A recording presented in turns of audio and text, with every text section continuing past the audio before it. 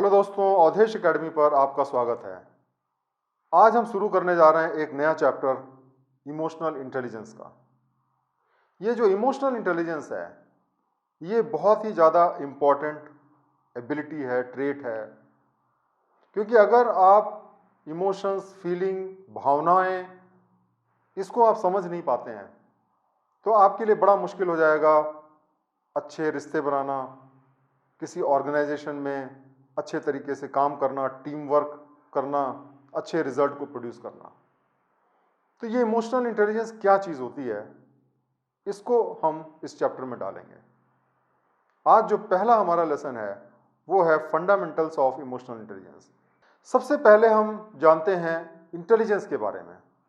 Emotional intelligence जो है वो कोई अलग से चीज़ नहीं है, जो इंटेलिजेंस है उसी का ही एक रूप है। तो इंटेलिजेंस क्या होती है? इंटेलिजेंस को अगर हम डिफाइन करें तो इंटेलिजेंस के बारे में कहा जाता है कि इंटेलिजेंस जो है वो हमारी कैपेसिटी है कि हम इस दुनिया को कैसे समझते हैं, कितना सही तरीके से समझते हैं, और फिर इस दुनिया की जो प्रॉब्लम्स है, जो चैलेंजेस है, उसके साथ कितने इफेक्टिवली हम टैकल करते हैं। कहने का मतलब ये हुआ कि सबसे पहले तो दुनिया को समझना, प्रॉब्लम्स को समझना, और उसके बाद में उन प्रॉब्लम को हम सॉल्व करें तो हम कहलाएंगे इंटेलिजेंट। तो जो एक इंटेलिजेंट आदमी होता है उसके अंदर क्या क्या एबिलिटीज़ होती हैं? एक तो वो कॉम्प्लेक्स से कॉम्प्लेक्स जो आइडियाज़ होते हैं उनको समझ लेता है। दूसरा, वो जिस तरीके का इन्वायरमेंट होता है उस हिसाब से ढल जाता है। घर पे वो अलग तरीके से रहेगा, ऑफिस में अलग तरीके से रहेगा, दोस्तों के साथ अलग तरीके से रहेगा, वो हर वातावरण में अपने को ढाल लेता है। तीसरी चीज़ क्या होती है कि वो अपने एक्सपीरियंस से सीखता है। अगर उसने गलती की तब भी, सही काम किया तब भी, सफलता मिली तब भी, असफलता मिली तब भी, हर सिचुएशन में वो कुछ ना कुछ सीखता है, और इसी तरीके से जो उसका अनुभव बढ़ता चला जाता है तो उसकी गलतियां कम होने लगती हैं।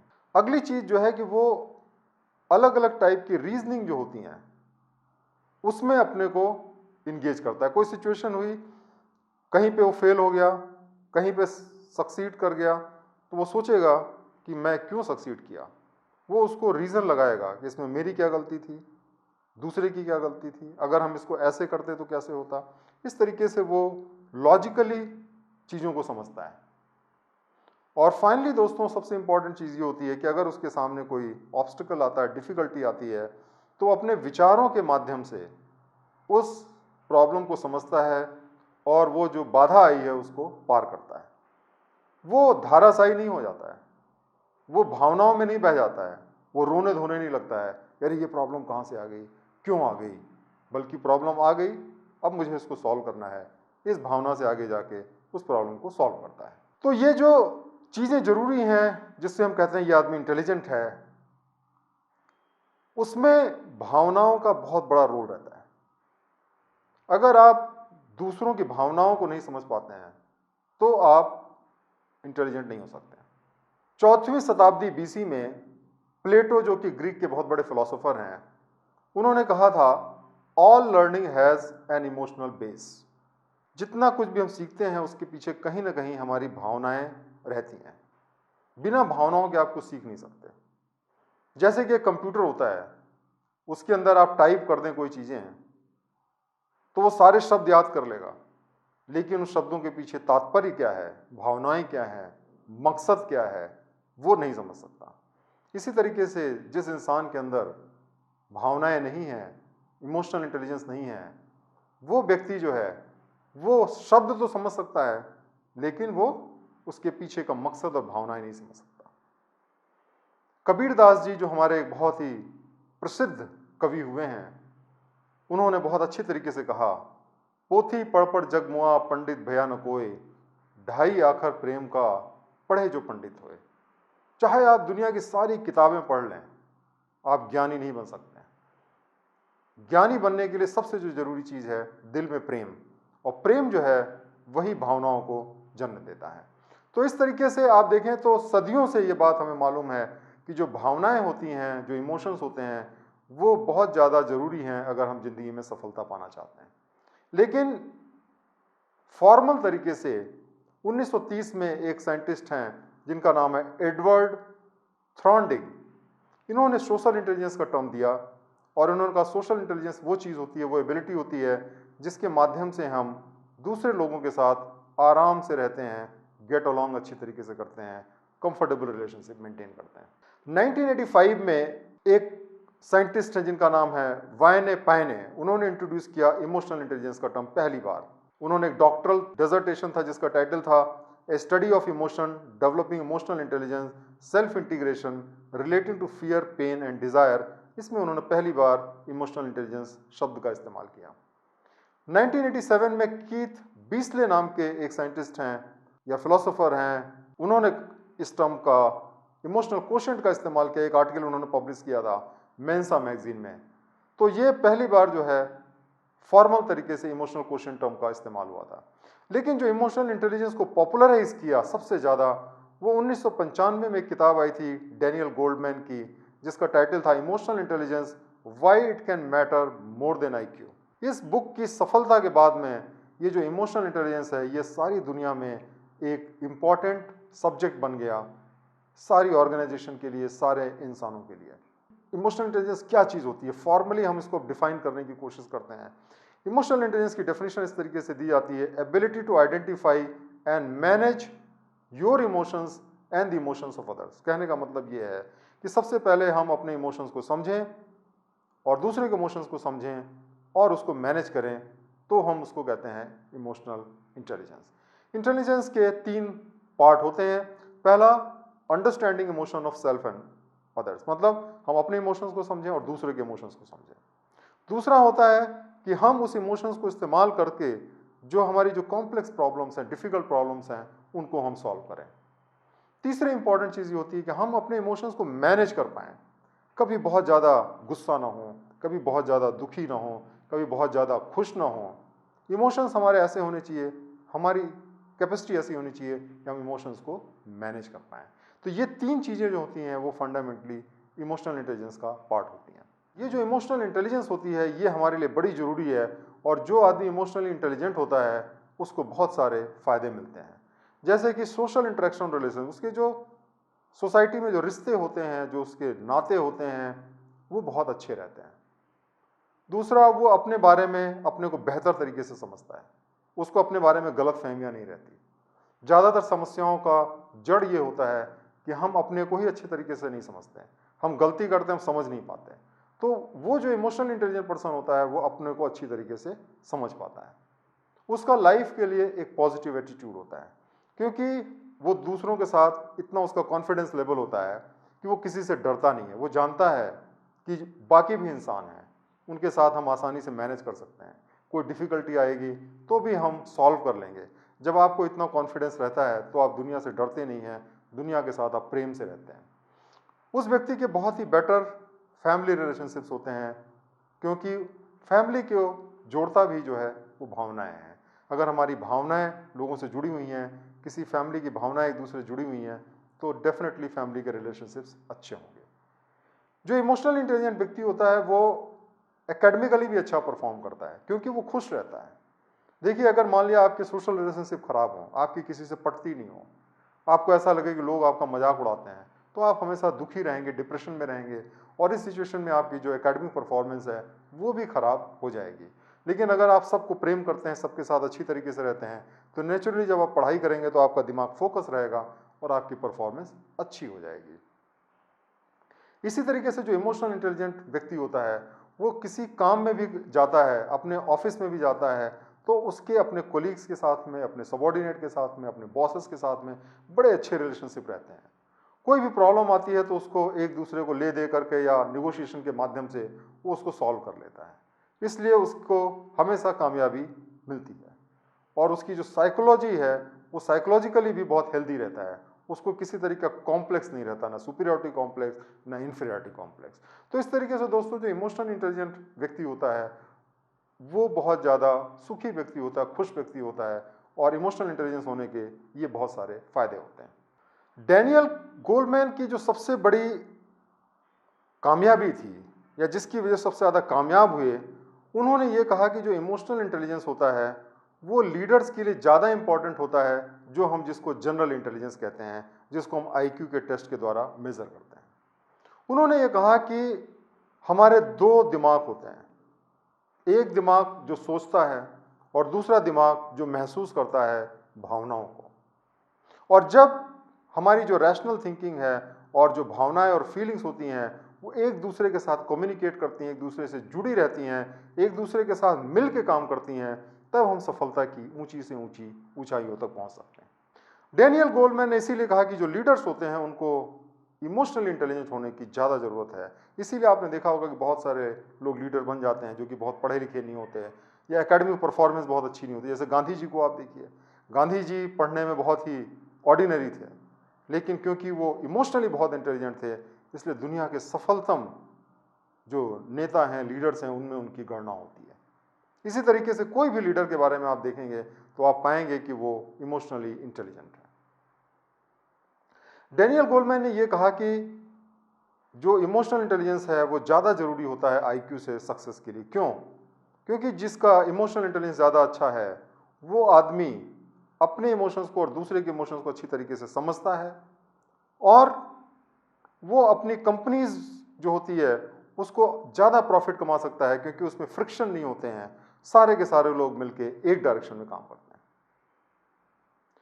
जो आदमी इमोशनल इंटेलिजेंस है उसको अपने ऊपर कॉन्फिडेंस ज़्यादा रहता है क्योंकि उसको इनसिक्योरिटी नहीं रहती, उसको किसी से डर नहीं लगता, उसको अपने अंदर कॉन्फिडेंस रहता है और इस वजह से वो अपने से एक्सपेक्ट ज़्यादा करता है और ज़्यादा रिजल्ट को डिलीवर करता है।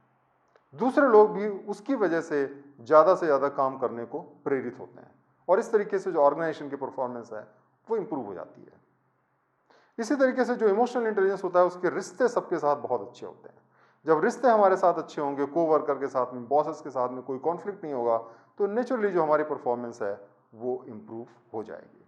अब इमोशंस के बारे में लोगों की बड़ी भ्रांतियां होती हैं।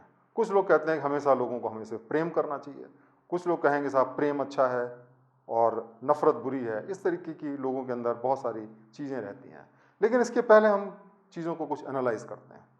जैसे कि आग है, ये क्या अच्छा है कि बुरा है? आग जो है उससे हम खाना भी बना सकते हैं और आग से हम घर भी किसी का जला सकते हैं। तो अच्छाई और बुराई दोनों आग के अंदर है। ये डिपेंड करता है कि हम उसको किससे इस्तेमाल करते हैं। पानी आप देखिए, बिना पानी के हम जिंदा नहीं रह सकते, लेकिन पानी अगर ज़्यादा हो तो बाढ़ ला सकता है, पानी के अंदर आदमी डूब के मर भी सकता है। उसी तरह हवा है, खाना है, बिजली है, पैसा है, पावर है, ये सारी ऐसी चीज़ें हैं जिसको हम पॉजिटिव तरीके से भी और निगेटिव तरीके से इस्तेमाल कर सकते हैं। डिपेंड करता है कि उसको इस्तेमाल करने वाला कौन व्यक्ति है। इसी तरीके से दोस्तों, जो हमारे इमोशंस होते हैं, जो हमारे फीलिंग्स होते हैं, उनको भी सही या गलत तरीके से इस्तेमाल किया जा सकता है। जैसे प्रेम है, प्रेम बहुत ही अच्छी चीज़ है, हर आदमी को प्रेम करना चाहिए।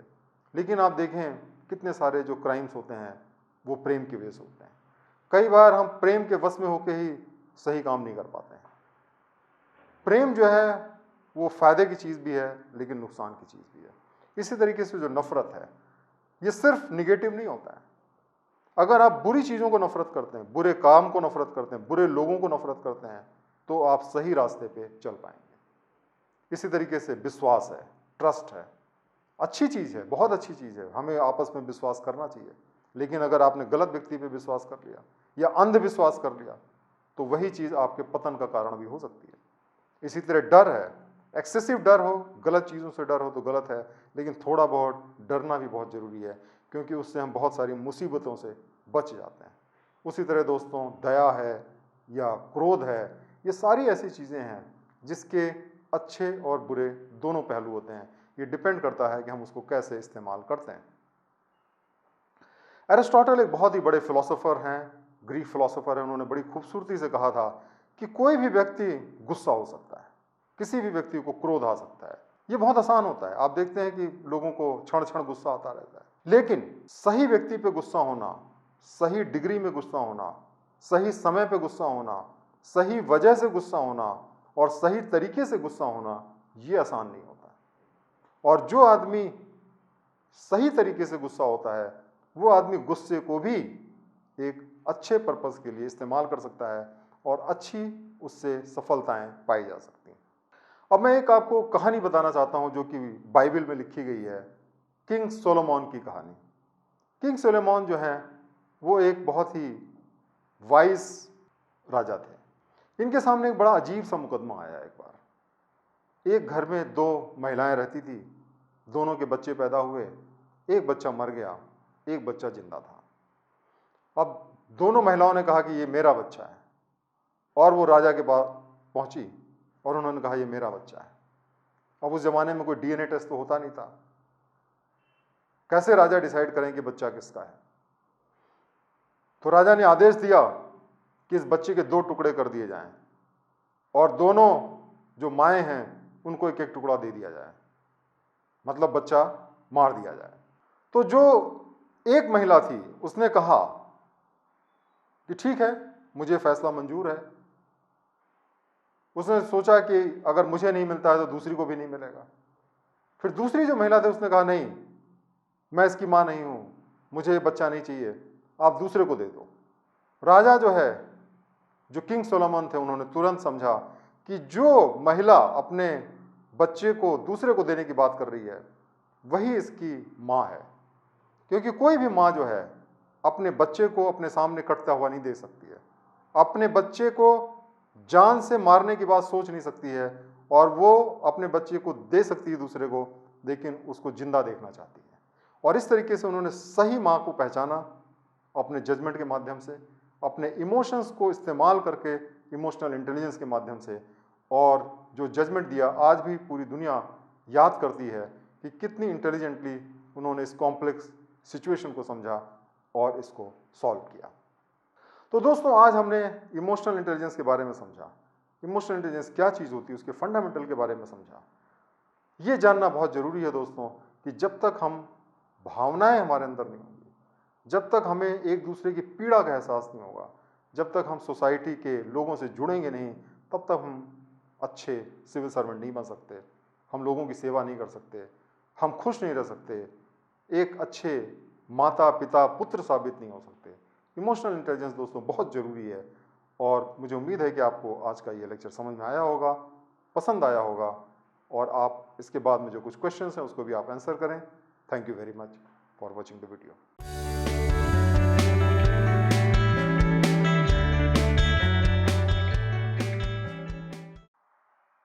हम इमोशनल इंटेलिजेंस चैप्टर पे हैं।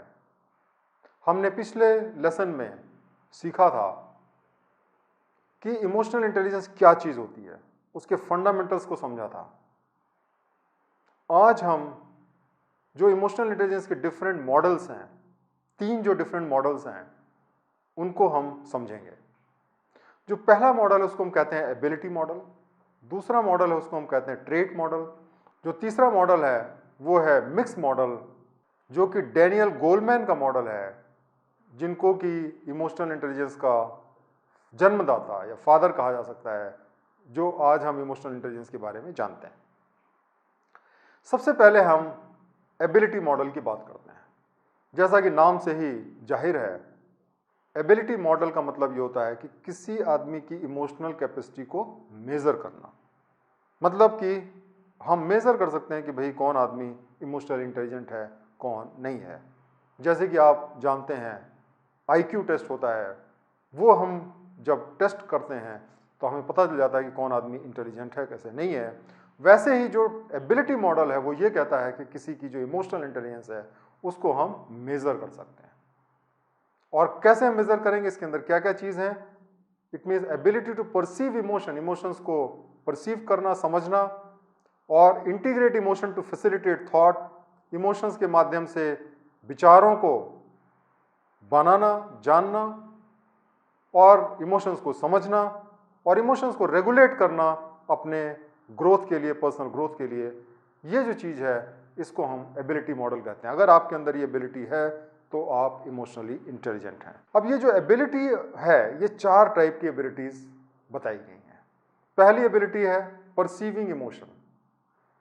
हमारी कैपेसिटी होनी चाहिए कि दूसरों के इमोशंस को हम समझ सकें, उसके चेहरे, उसके आवाज़ से, उसकी पिक्चर से, किसी भी तरीके से अगर हम किसी व्यक्ति को देखते हैं तो हमारी समझ में आ जाना चाहिए कि वो कैसा महसूस कर रहा है, उसकी भावनाएं कैसी हैं। बहुत से लोग होते हैं, आपने देखा होगा कि वो बहुत जल्दी से आदमी को पहचान जाते हैं। ये वो लोग होते हैं जो ज़्यादा इमोशनल इंटेलिजेंस होते हैं। उनको आप बेवकूफ़ नहीं बना सकते, क्योंकि वो समझ जाते हैं आपके चेहरे से कि आपके दिल में क्या है। दूसरी जो एबिलिटी हमारे अंदर होनी चाहिए वो होनी चाहिए इमोशंस को इस्तेमाल करना। अगर हमारे सामने कोई प्रॉब्लम आ गई है तो हम उसको कैसे सॉल्व करें, अपनी भावनाओं को और इमोशंस को इस्तेमाल करके। कब हमें गुस्सा होना चाहिए, कब रोना चाहिए, कब दुखी होना चाहिए, कैसे दूसरे के इमोशंस से अपने को कनेक्ट करें ताकि जो हमारे बीच की दूरियां हैं, जो हमारे बीच की समस्याएं हैं, इसको हम सॉल्व कर पाएं। तो ये एबिलिटी अगर आपके अंदर है तो आप इमोशनली इंटेलिजेंट हैं। तीसरी चीज है अंडरस्टैंडिंग इमोशंस। कोई भी व्यक्ति अगर है एक पर्टिकुलर तरीके से बिहेव करता है, क्यों करता है, उसकी जिंदगी में ऐसा क्या है जिसकी वजह से वो वैसा हो गया है, ये समझना, इमोशंस की उत्पत्ति को समझना, इमोशंस के कारणों को समझना, ये जो एबिलिटी है ये इमोशनल इंटेलिजेंट व्यक्ति के पीछे होती है। आपने अगर एक गजल सुनी होगी, तुम इतना जो मुस्कुरा रहे हो क्या गम है जिसको छुपा रहे हो।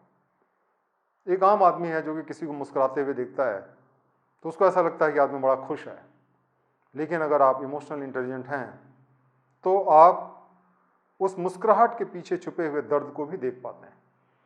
तो जो व्यक्ति उस इमोशंस को अच्छी तरीके से समझ सकता है, उस दर्द को समझ सकता है, और जिसके अंदर ये एबिलिटी है वो इमोशनली इंटेलिजेंट है। और इसके बाद में जो चौथी इंपॉर्टेंट एबिलिटी होती है वो होती है मैनेजिंग इमोशंस। अपने जो हमारे इमोशंस हैं उनको हम एक कंट्रोल में रखें। हारें तो बहुत दुखी ना हो, जीतें तो बहुत खुश ना हो, मैनेज करके रखें, ना बहुत दुख ना बहुत सुख। तो जो आदमी अपने इमोशंस को बैलेंस करके रखता है और उस वजह से जो निगेटिव इमोशंस हैं उनको काबू में रखता है, यहाँ तक कि वो इस्तेमाल करता है उसको पॉजिटिव एंड्स के लिए, गुस्से का भी अच्छा इस्तेमाल कर लेता है, वो व्यक्ति जो है वो इमोशनली इंटेलिजेंट होता है। दूसरी दोस्तों जो होती है उसको हम कहते हैं ट्रेट मॉडल। ट्रेट मॉडल जो होता है वो ये कहता है कि जो इमोशंस होते हैं बड़े व्यक्तिगत होते हैं। मेरे इमोशंस सिर्फ मैं जानता हूं, दूसरा कोई नहीं जान सकता। जैसे मान लिया कि मैं घर पे रहता हूं, मैं किताबें पढ़ता हूं। एक व्यक्ति जिसको घूमने फिरने का शौक है, पढ़ने का बिल्कुल शौक नहीं है, वो व्यक्ति अगर मेरी जिंदगी को देखेगा तो कहेगा अरे ये तो बड़ी बकवास सी जिंदगी है, ये आदमी तो बड़ा दुखी होगा, दिन भर घर में रहता है, कहीं घूमने नहीं जाता, पढ़ता रहता है, इसके कोई दोस्त नहीं है, इसके कोई यार नहीं है, ये जरूर दुखी होगा। लेकिन मैं ऐसा नहीं सोचता, क्योंकि दोस्तों से मिलना मेरे लिए टॉर्चर हो सकता है, पार्टी में जाना मेरे लिए टॉर्चर हो सकता है। तो ये जो ट्रेट मॉडल है ये कहता है कि हमारे इमोशंस को हम ही जज कर सकते हैं। इसीलिए एक जो रिसर्चर हैं जिन्होंने ये टर्म ट्रेट मॉडल दिया, उनका नाम है पैट्रिजेस। उन्होंने कहा कि EQ is a constellation of emotional self perception located at the lower level of personality. इस कैटेगरी में दोस्तों जो इमोशनल इंटेलिजेंस है वो अपने ऊपर डिपेंड करता है, हम अपने बारे में कैसा सोचते हैं, ना कि दूसरे हमारे बारे में कैसा सोचते हैं। और इस ट्रेट को मेजर करने के लिए जो पैट्रिजेस हैं उन्होंने एक रिपोर्ट बनाई जिसको इन्होंने कहा ट्रेट इमोशनल क्वेश्चनर और TIQA, जिसके माध्यम से आप स्वयं मेजर कर सकते हैं कि आप कितने इमोशनल हैं, कितने इमोशनल इंटेलिजेंट हैं। आप इस पिक्चर को देखें, इसमें 15 ऐसे ट्रेट्स दिए गए हैं जिसमें आपको अपने को एसेस करना है। जैसे इंपल्सिवनेस, आप कितने इंपल्सिव हैं। अगर आप कम इंपल्सिव हैं तो आप ज़्यादा इंटेलिजेंट हैं, इसीलिए लो लिखा हुआ है। उसी तरीके से रिलेशनशिप्स, आपके कितने बेहतरीन रिलेशनशिप हैं लोगों के साथ में, आप जज करिए। उसी तरीके से आपकी सेल्फ स्टीम क्या है, अपने बारे में आप क्या सोचते हैं, आपके इमोशंस कितने रेगुलेटेड रहते हैं, आप कितने अडॉप्टेबल हैं। ऐसे करके आप यहाँ पे 15 क्राइटेरिया दिए हुए हैं, और ये जो 15 क्राइटेरिया हैं इसमें आपको अपना जजमेंट स्वयं करना है कि आप कितने अच्छे हैं इसमें, और इसके बेसिस पे आपका इमोशनल इंटेलिजेंस मेजर किया जाता है। तीसरा दोस्तों जो मॉडल है जिसको हम कहते हैं मिक्स मॉडल, ये जो मिक्स मॉडल है ये डैनियल गोलमैन का मॉडल है और इसके अंदर दोनों के ट्रेट या दोनों की क्वालिटीज हैं, ट्रेट मॉडल और एबिलिटी मॉडल। जो बेसिक पर्पस है, जो बेसिक डिफरेंस है जो डैनियल गोलमैन का था वो ये है कि उन्होंने ये कहा कि ये जो इमोशनल इंटेलिजेंस है इससे हमें सफलता पाने में मदद मिलती है। उन्होंने बहुत सारी कॉम्पिटेंसीज और स्किल्स के बारे में बात करी कि जो हमें लीडर बनाती हैं, ऐसे इमोशंस या ऐसी इमोशनल क्वालिटीज़ जो हमें सफलता के मुकाम तक पहुंचाती हैं, हमें एक लीडर बनाती हैं, वो डैनियल गोलमैन के मॉडल में आती हैं। इसमें बेसिकली 5 चीज़ें हैं जिसकी हम चर्चा करेंगे। पहली जो इंपॉर्टेंट करेक्टरिस्टिक है इमोशनल इंटेलिजेंस व्यक्ति की वो है सेल्फ अवेयरनेस। जो इमोशनल इंटेलिजेंस व्यक्ति होता है वो अपने इमोशंस को बहुत अच्छी तरह जानता है, अपनी स्ट्रेंथ को जानता है, अपनी वीकनेस को जानता है, अपने ड्राइव्स को जानता है, क्या चीज़ करना उसको अच्छा लगता है, अपने वैल्यूज़ को जानता है, अपने गोल्स को जानता है। उसको अपने बारे में पूरी तरीके से अवेयरनेस है। वो ये जानता है कि जब वो कोई काम करेगा तो उसका दूसरे लोगों पे क्या इम्पैक्ट होगा। उसका इंट्यूशन बहुत स्ट्रांग है, उसकी गट फीलिंग बहुत स्ट्रांग है। वो अपने बिहेवियर को प्रिडिक्ट कर सकता है। आप देखेंगे बहुत से ऐसे लोग होते हैं वो बिल्कुल अनप्रेडिक्टेबल होते हैं, एक सिचुएशन पे एक तरह बिहेव करेंगे, एग्जैक्टली सेम सिचुएशन पे दूसरे तरीके से बिहेव करेंगे क्योंकि उनको खुद नहीं पता कि वो किस सिचुएशन में कैसे बिहेव करेंगे। लेकिन जो इमोशनली व्यक्ति होता है, जो इमोशनल इंटेलिजेंट व्यक्ति होता है, वो अपने बिहेवियर को अच्छी तरीके से प्रिडिक्ट कर सकता है। वो अपनी जो फीलिंग्स होती है उसको अपने रैशनल माइंड से कंट्रोल करके रखते हैं, फीलिंग्स को अपर हैंड नहीं होने देते या फीलिंग्स को रूल नहीं करने देते हैं। वो अपने इमोशंस को और अपने थिंकिंग को, रैशनल माइंड को बैलेंस करके रखते हैं ताकि ज़िंदगी में जो अचीव करना चाहते हैं उसको वो अचीव कर सकें। दूसरी जो इंपॉर्टेंट क्वालिटी होती है इमोशनल इंटेलिजेंट व्यक्ति में वो होती है सेल्फ रेगुलेशन। देखिए ज़्यादातर जो लोग होते हैं आप देखेंगे कि उनको आपको कहना पड़ता है ये करो, ये ना करो, ऐसे करो, ऐसे ना करो। लेकिन जो इमोशनल इंटेलिजेंट व्यक्ति है उसकी जो दूसरी क्वालिटी सेल्फ रेगुलेशन, वो सेल्फ डिसिप्लिन रहता है, सेल्फ रेगुलेट करता है। उसको किसी और को कहने की ज़रूरत नहीं है कि आपको ये करना है क्या नहीं करना है। उसकी जो अपनी जिम्मेदारियां हैं उसका वहन करता है और उसको किसी तरीके से फोर्स की ज़रूरत नहीं पड़ती है। वो अपने जो निगेटिव इमोशंस हैं, गुस्सा आ रहा है, डिप्रेशन है, दुख है, उसको भी वो सही डायरेक्शन में ले जा सकता है, उसको कंट्रोल कर सकता है, उस एनर्जी को चैनलाइज करके उसका एक पॉजिटिव इस्तेमाल कर सकता है। वो जो इमोशंस है उससे वो पैशन जनरेट करता है। आप जानते हैं कि पैशन जिंदगी में बहुत जरूरी है और पैशन आता है इमोशन से, लेकिन वही इमोशन निगेटिव भी हो सकता है, पॉजिटिव हो सकता है। तो ये जो इमोशनल इंटेलिजेंट व्यक्ति होता है वो अपने पैशंस को चैनलाइज करता है, उसको एनर्जी में कन्वर्ट करता है और उससे अपने मकसद को अचीव करता है। चाहे वो प्रेम हो चाहे वो नफरत हो, दोनों ही इमोशंस हैं, दोनों एक एनर्जी है आपके अंदर और उस एनर्जी को सही डायरेक्शन में इस्तेमाल करना, ये होती है क्वालिटी एक इमोशनली इंटेलिजेंट व्यक्ति की।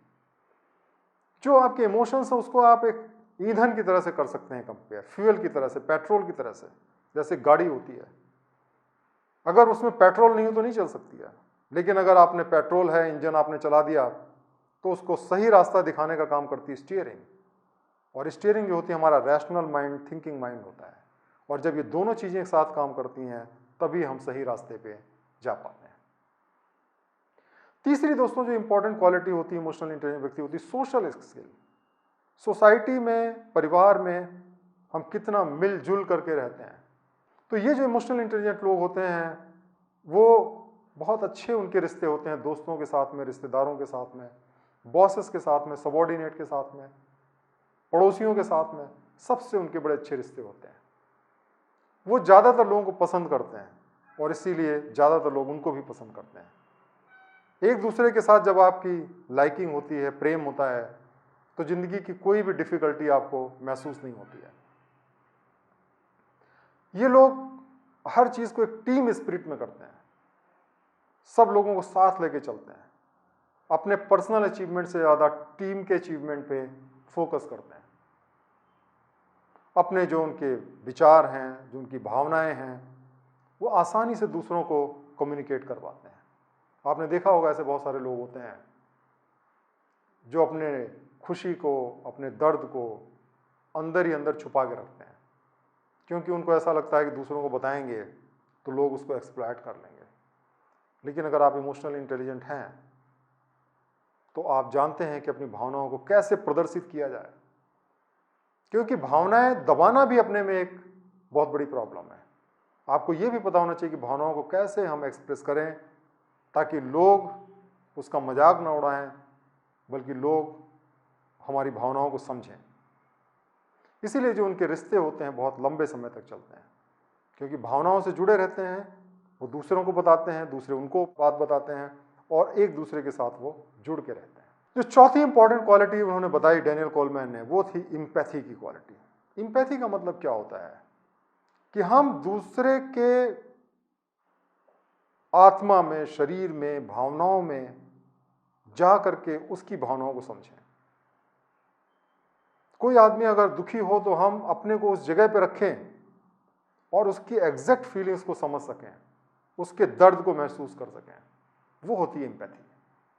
और जो इमोशनल इंटेलिजेंट लोग होते हैं उनके अंदर ये क्वालिटी होती है, वो दूसरों की भावनाओं को बहुत बेहतर तरीके से समझते हैं, वो बहुत अच्छे लिसनर होते हैं, दूसरों की समस्याओं को सुन सकते हैं, समझ सकते हैं, किसी पे जजमेंट पास नहीं करते हैं, और इसी तरीके से उनके दिल में सबके लिए एक प्रेम रहता है, समर्पण रहता है।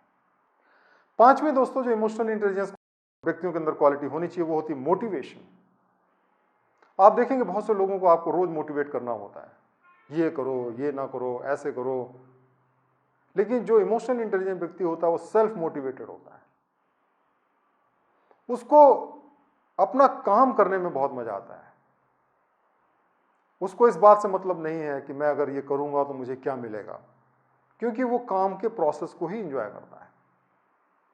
अगर आप जर्नी को एंजॉय करते हैं तो गोल आपके लिए इंपॉर्टेंट नहीं रह जाता है। उसी तरीके से जो अगर आप इमोशनल इंटेलिजेंट हैं तो आपको काम करने में मजा आता है, चाहे आप हारें चाहे जीतें, क्योंकि देखिए अगर आप दूसरों के साथ कनेक्टेड हैं तो हार तो आपकी हो ही नहीं सकती, क्योंकि अगर आप जीते तो आप जीते, दूसरा जीता तो भी आपकी जीत है, क्योंकि आप उसको अपने से भिन्न नहीं मांगते हैं, अपने से अलग नहीं मानते हैं। इसलिए आप निस्वार्थ निष्काम भावना से सारे काम करते हैं।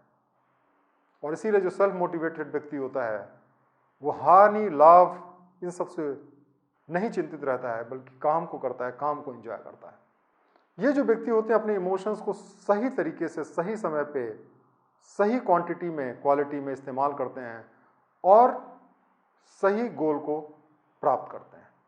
वो इमोशंस को इस्तेमाल करते हैं इंट्यूशन को डेवलप करने के लिए, सोच को डेवलप करने के लिए, और इसी वजह से जो उनके डिसीजंस होते हैं वो ज़्यादा क्वालिटेटिव डिसीजंस होते हैं, ज़्यादा क्वालिटी के होते हैं, क्योंकि इसमें दूसरे का व्यू पॉइंट भी छुपा रहता है। अब मैं दोस्तों आपको एक कहानी बताऊंगा, जैन स्टोरी। दो भिक्षु या मॉन्क और एक औरत की कहानी है ये। ऐसा हुआ कि एक बार दो भिक्षु जा रहे थे, एक थोड़ा सा यंग था, एक थोड़ा सा सीनियर था। तभी एक नदी आई जिसको इनको क्रॉस करना था। नदी में पानी का बहाव बहुत तेज था। एक बहुत ही खूबसूरत महिला थी जो उसको क्रॉस करना चाहती थी, लेकिन वो क्रॉस नहीं कर पा रही थी। उसने इन भिक्षुओं से रिक्वेस्ट की कि मुझे प्लीज ये नदी क्रॉस करा दो। तो जो सीनियर भिक्षु था, मॉन्क था, उसने उस लड़की को अपने कंधे पे उठाया और उसको नदी पार ले गया, उसको वहां छोड़ा और उसके बाद फिर अपने रास्ते पे चल दिया। थोड़ी देर बाद में क्या हुआ कि जो यंग भिक्षु था, नवयुवक भिक्षु था, उसने पूछा कि हमें ये सिखाया गया है कि किसी भी औरत को हमें हाथ नहीं लगाना है, तो आप ऐसा कैसे कर सकते हैं कि किसी औरत को आपने अपने कंधे पे बैठा करके नदी पार कराई। तो जो सीनियर भिक्षु था उसने कहा कि मैंने तो उस औरत को नदी के किनारे छोड़ दिया था, लेकिन तुम उसको अभी भी अपने दिमाग में साथ लेके ढो रहे हो। ये कितनी खूबसूरत मैसेज है दोस्तों। क्या ये उचित होता कि अपनी व्यवस्था या अपनी प्रतिज्ञा की वजह से ये दोनों भिक्षु उस औरत को छोड़ के चल देते, चाहे वो जीती चाहे मरती? या ये उचित कि अपने ऊपर उसको रख करके, भले ही वो उनके जो प्रतिज्ञा हो या जो उनके वचन हो उसको तोड़ना पड़े, लेकिन उसकी ज़िंदगी ज़्यादा इंपॉर्टेंट थी, उसकी फीलिंग्स ज़्यादा इंपॉर्टेंट थी, और उसको दूसरे साइड में ले करके छोड़ा। तो इस तरीके से उन्होंने मानवता के धर्म का पालन किया, और कोई भी धर्म मानवता के धर्म से बड़ा नहीं हो सकता। किसी की जान बचाने से ऊंचा कोई काम नहीं हो सकता है। तो इस तरीके से अगर उन्होंने अपनी प्रतिज्ञा को तोड़ा भी, तब भी उन्होंने सही काम किया। तो जो इस तरीके से दूसरे की भावनाओं को समझता है, वो व्यक्ति इमोशनली इंटेलिजेंट होता है। तो दोस्तों, इस तरीके से आज हमने जो 3 मॉडल्स हैं इमोशनल इंटेलिजेंस की, उसके बारे में समझा।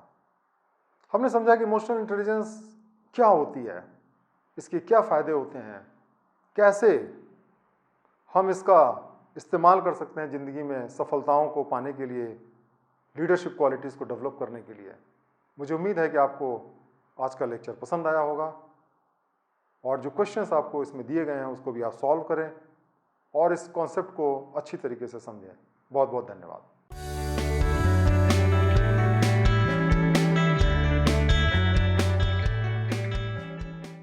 दोस्तों, हमने अभी तक इमोशनल इंटेलिजेंस के बारे में समझा और हमने ये भी समझा कि इमोशनल इंटेलिजेंस लीडरशिप के लिए बहुत जरूरी है।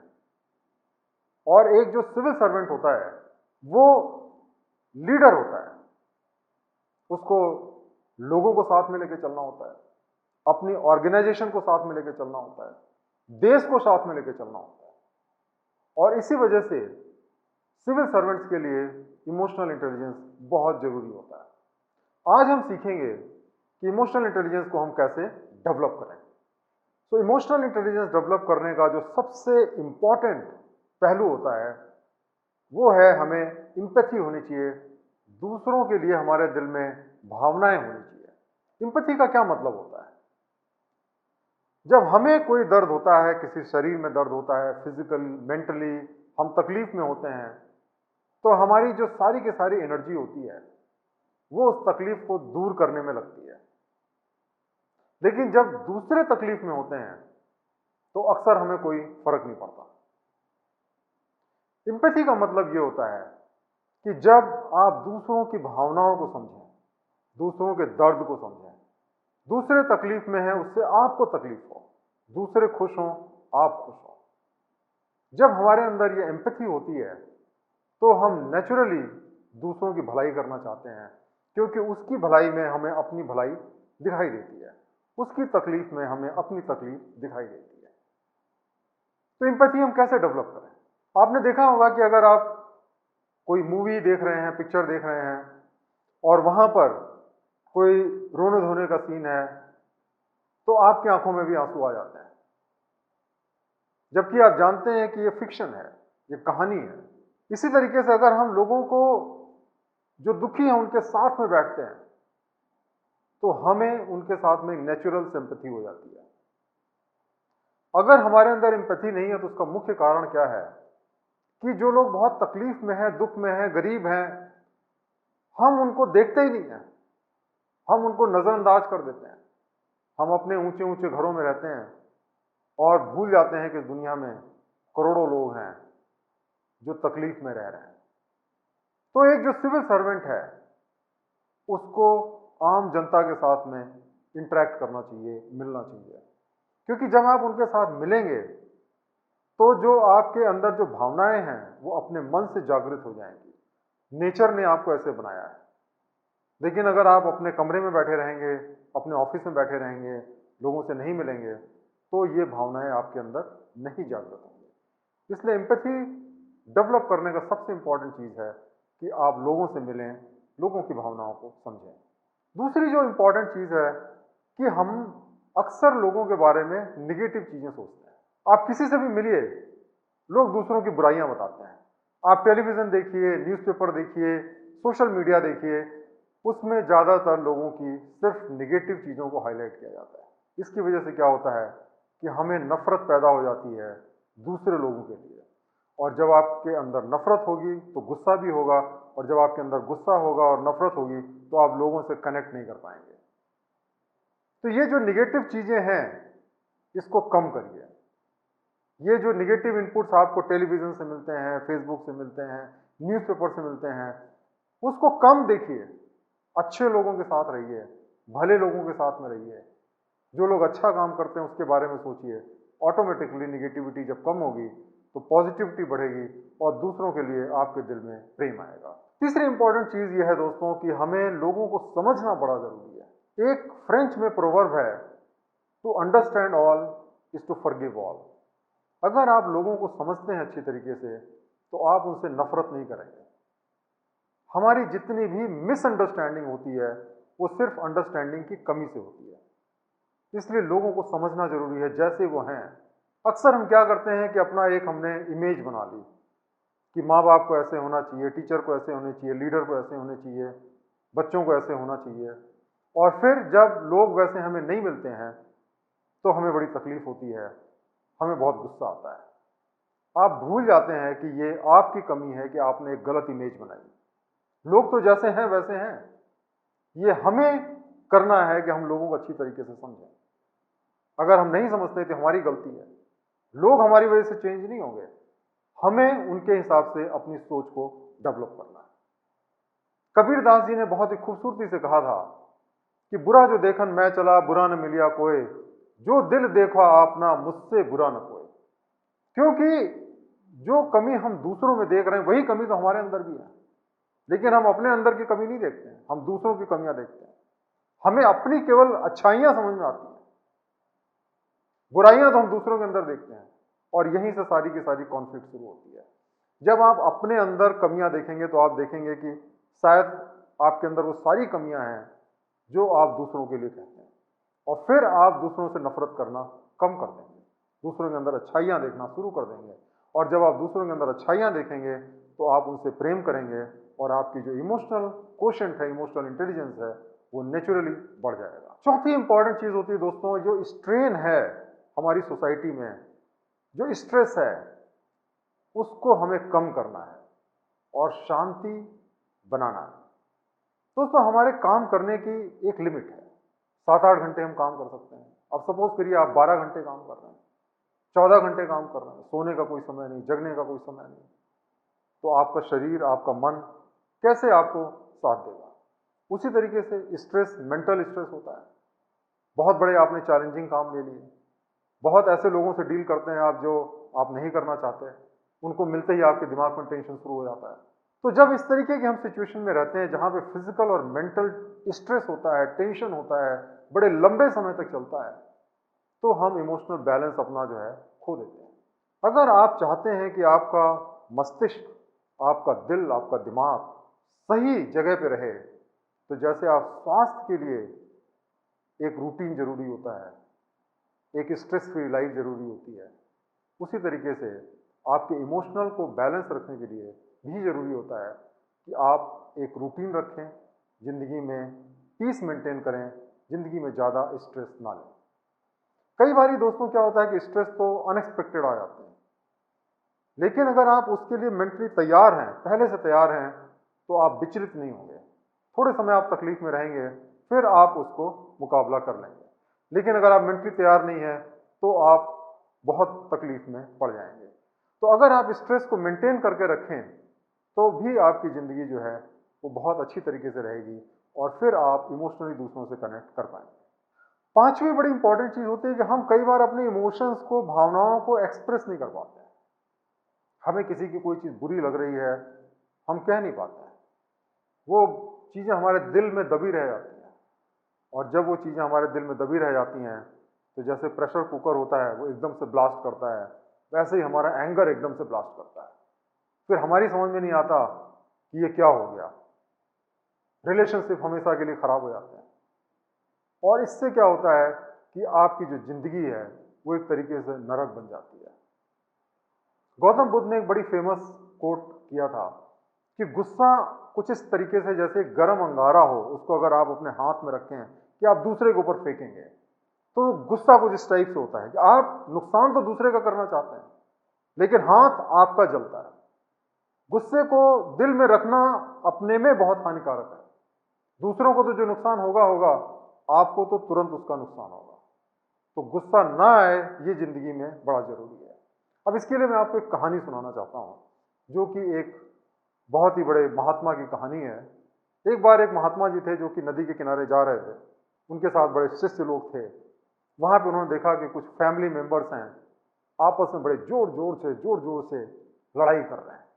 तो जो संत महाराज थे उन्होंने अपने शिष्य से पूछा कि बेटा ये बताओ कि ये लोग इतनी जोर जोर से क्यों बात कर रहे हैं। तो जो शिष्य था उन्होंने कहा कि हाँ, इसका एक ही कारण है कि इन लोगों ने अपना जो काम है, शांत है, अशांत हो गए हैं, ये गुस्सा आ रहा है। तो उन्होंने कहा कि जब वो बगल बगल में खड़े हैं तो इतना जोर जोर से बोलने की क्या जरूरत है। ठीक है, मान लिया आपको गुस्सा आ रहा है, लेकिन आप धीरे बोलेंगे तब भी तो सुनाई देगा ना उसको, तो इतना जोर से क्यों बोल रहे हैं। तो शिष्यों को कोई जवाब समझ में नहीं आया। तब जो महात्मा जी थे उन्होंने एक्सप्लेन किया कि जब हम गुस्से में होते हैं, जब हमारे अंदर नफरत होती है, तो हमारे दिल बहुत दूर हो जाते हैं, बहुत दूर हो जाते हैं। और जब हम बहुत दूर होते हैं एक दूसरे से, तो क्या करते हैं, जोर जोर से बात करते हैं ताकि एक दूसरे की बात सुनाई दे। तो इसी तरीके से जब हमारे दिलों में नफरत रहती है, गुस्सा रहता है, तो हम जोर जोर से बात करते हैं। लेकिन आपने देखा होगा अगर प्रेम रहता है तो लोग कान में फुसफुसा के बात करते हैं और बातें एक दूसरे की समझ में आ जाती हैं। और अगर प्रेम बहुत ज्यादा हो तो बात करने की जरूरत नहीं होती, आंखों ही आंखों में बात हो जाती है। तो दोस्तों, ये जो गुस्सा आने का कारण है, जोर जोर से बोलने का कारण है, उसका मुख्य कारण यह है कि हम एक दूसरे पे विश्वास नहीं करते, हमें एक दूसरे पे प्रेम नहीं है, कॉम्पेशन नहीं है। अगर ये रहेगा तो आपको गुस्सा आएगा ही नहीं। तो हम स्रोत पे ही अटैक करें, गुस्सा ही ना आए। और अगर ऐसे कुछ इमोशंस क्रिएट होते हैं किन्हीं कारणों से, तो हमें पता होना चाहिए कि हम उसको कैसे एक्सप्रेस करें, किनसे एक्सप्रेस करें, ताकि हमारा नुकसान भी ना हो और वो इमोशन हमारे अंदर एक तरीके से जगह भी ना बना पाए। छठी चीज दोस्तों होती है कि हमेशा हमें पॉजिटिव सोचना चाहिए, सकारात्मक सोच होनी चाहिए। इस दुनिया में प्लस चीजें हैं, माइनस चीजें, अच्छी चीजें हैं, बुरी चीजें हैं। चाहे आप राम जी का समय लीजिए, जीसस क्राइस्ट का समय लीजिए, गौतम बुद्धा का समय लीजिए, कभी भी सब अच्छे लोग नहीं थे, सब बुरे लोग नहीं थे। जिंदगी का नजरिया आपका क्या है, आप अच्छाई देखते हैं या बुराई देखते हैं। जैसे एक ग्लास है आधा भरा हुआ, आप अगर ये कहें कि ये ग्लास आधा भरा हुआ है, वो भी सही है। आप ये कहें कि ग्लास आधा खाली है, ये भी सही है। लेकिन आप क्या उस पानी को देखते हैं या उस खालीपन को देखते हैं, ये बड़ा इंपॉर्टेंट है। जिंदगी में सकारात्मक चीजें सोचें, किसके अंदर क्या अच्छाई है इसके बारे में सोचें, क्या कमी है इसके बारे में ना सोचें। और जब आप पॉजिटिव सोचेंगे अपने बारे में, दूसरों के बारे में, तो आप देखेंगे कि निगेटिविटी कम होगी और दूसरों के साथ आप इमोशनली कनेक्ट कर पाएंगे। सातवीं बड़ी इंपॉर्टेंट चीज है दोस्तों, जो हमारी हार होती है उससे हमें सीखना चाहिए। जब हम किसी के साथ इमोशनली कनेक्ट होते हैं, किसी से कोई प्रेम करता है, किसी को पसंद करता है, कोई दोस्त होता है, और अगर किसी कारण से वो रिश्ता टूट जाता है तो बड़ी तकलीफ होती है, बहुत तकलीफ होती है। और इससे कई बार लोग इतने विचलित हो जाते हैं कि उनका इंसानियत पे या लोगों पे विश्वास ही उठ जाता है। वो दूसरों से दोस्ती ही नहीं करना चाहते, अपने को अलग कोने में रख देते हैं, सिर्फ नफरत ही नफरत से भर जाते हैं। ये सही रास्ता नहीं है दोस्तों, क्योंकि जिंदगी में अच्छे लोग, बुरे लोग सब होते हैं। यह आपकी बदकिस्मती थी कि आप एक किसी बुरे व्यक्ति से आपका सामना हुआ। लेकिन अगर आप और लोगों से नहीं मिलेंगे तो ये बुरी इमेज आपके दिमाग में आपको कुढ़ने पे मजबूर कर देगी।